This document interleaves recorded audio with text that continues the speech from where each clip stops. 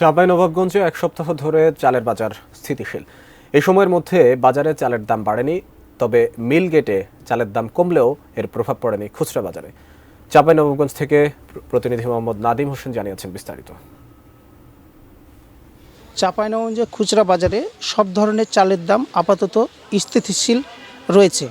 এক সপ্তাহের ব্যবধানে চালের দাম বাড়েনি, তবে ব্যবসায়ীরা জানান 2 মাস আগে থেকে চালের দাম লাগাতার বেড়েছে। কেজিতে 5 থেকে 6 টাকা পর্যন্ত দাম বেড়ে গত এক সপ্তাহ ধরে স্থিতিশীল রয়েছে।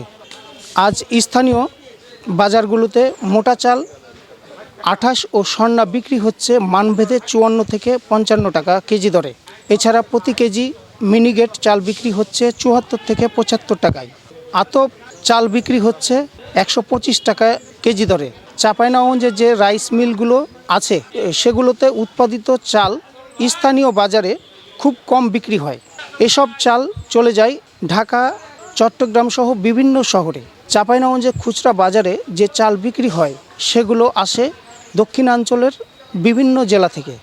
স্থানীয় মিল মালিকদের দাবি, অতিরিক্ত লাভের আশায় খুচরা বিক্রেতারা অন্য জেলা থেকে নিম্নমানের চাল এসে বিক্রি করে। তবে পাইকারি ব্যবসায়ী ও চাল সরবরাহকারী মিল মালিকরা জানিয়েছেন, এক সপ্তাহের ব্যবধানে মিল গেটে চালের দাম কমেছে, কিন্তু খুচরা ব্যবসায়ীদের কারসাজির কারণে বাজারে এর প্রভাব পড়ছে না। খুচরা ব্যবসায়ীরা আগের দামেই চাল বিক্রি করছেন। আমার কাছে চালের বাজার থেকে এই ছিল সর্বশেষ খবর।